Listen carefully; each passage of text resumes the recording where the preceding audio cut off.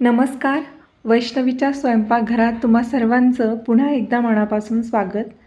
आज आपण घरीच अगदी सोप्या पद्धतीने चॉकलेट पीनट बटर बनवणार आहोत. हे पीनट बटर बाजारातील पीनट बटरपेक्षा खूप चविष्ट, किफायतशीर आणि प्रिझर्वेटिव्ह फ्री आहे. ब्रेड, टोस्ट, पराठा किंवा फळांसोबत खायला खूप छान लागते. लहानांपासून मोठ्यांपर्यंत सर्वांना खूप आवडेल.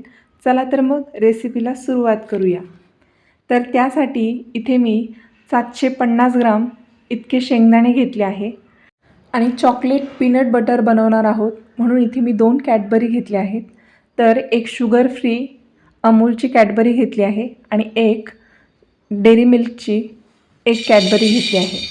आता आपण हे संपूर्ण शेंगदाणे कढईमध्ये घालून घेऊया आणि याला चांगलं खरपूस रंग येईपर्यंत भाजून घ्यायचं आहे. पीनट बटर बनवत असताना आपल्याला शेंगदाणे चांगल्या पद्धतीने भाजायचे आहे.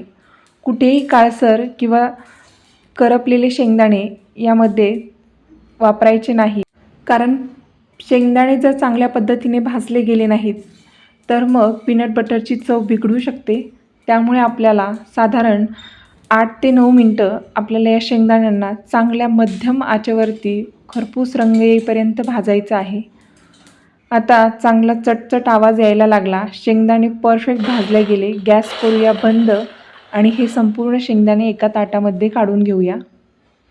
आता हे शेंगदाणे आपल्याला थंड करायचे आहे. आता हे मी एका सुती कापडावरती सर्व पसरून घेत आहे, म्हणजे हे लवकर थंड होतील आणि मग आपल्याला यावरची साल काढायला सोपं जाईल. आता हे सर्व मी पसरून घेते. तुम्ही फॅनच्या हवेखाली देखील ह्याला पसरून घेऊ शकता, म्हणजे झटपट थंड होतात आणि लगेच साल काढायला सोपं जाते.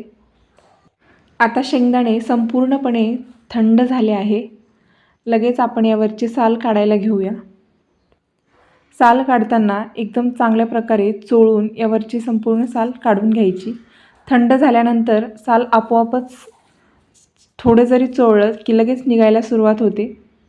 थोड्याफार प्रमाणात एखाद्या अर्ध्या शेंगदाण्यांना जर साल राहिली तरी काही हरकत नाही, परंतु साल काढल्यामुळे पीनट बटरला कलर खूप छान येतो, त्यामुळे आपण ही साल काढत असतो. आता मिक्सरच्या भांड्यामध्ये घालूया साल काढलेले शेंगदाणे आणि याला पल्स मोडवरती सुरुवातीला फिरवून घ्यायचं आहे. आता इथे मी पल्स मोडवरती याला फिरवून घेत आहे.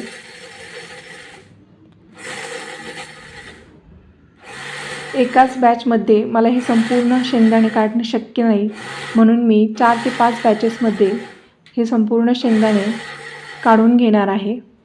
आता तुम्ही बघू शकता मस्त शेंगदाणे फिरवले जात आहे.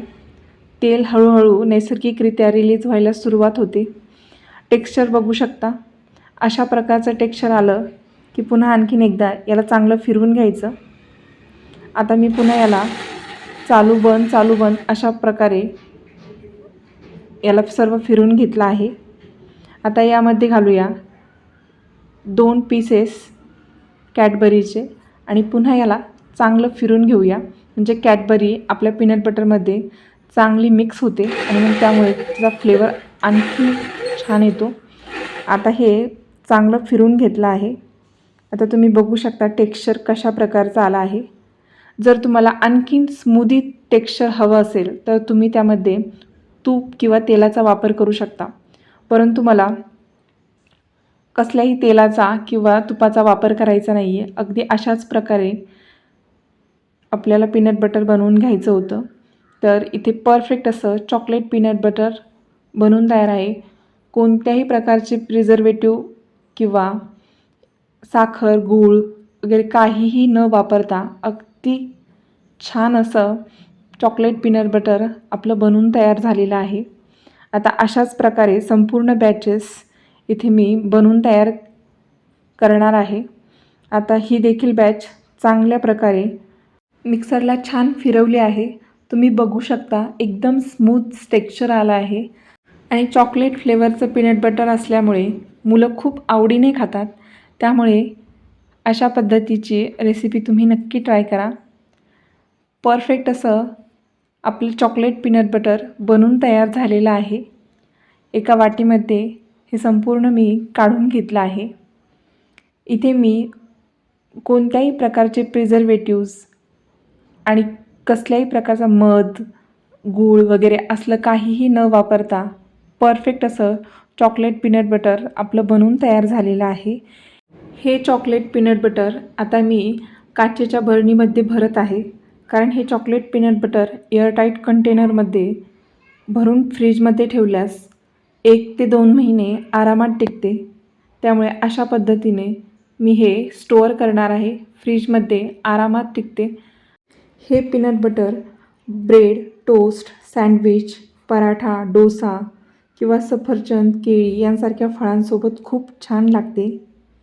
तर मग आपली ही अशी सोपी आणि झटपट चॉकलेट पीनट बटरची रेसिपी तुम्हाला कशी वाटली कमेंट करून नक्की सांगा. आणि तुम्हाला ही रेसिपी आवडली असेल तर व्हिडिओला लाईक करा आणि चॅनलवर नवीन असाल तर चॅनलला पटकन सबस्क्राईब करा. भेटूया अशाच नवनवीन व्हिडिओसोबत. तोपर्यंत खात राहा, मस्त राहा. धन्यवाद.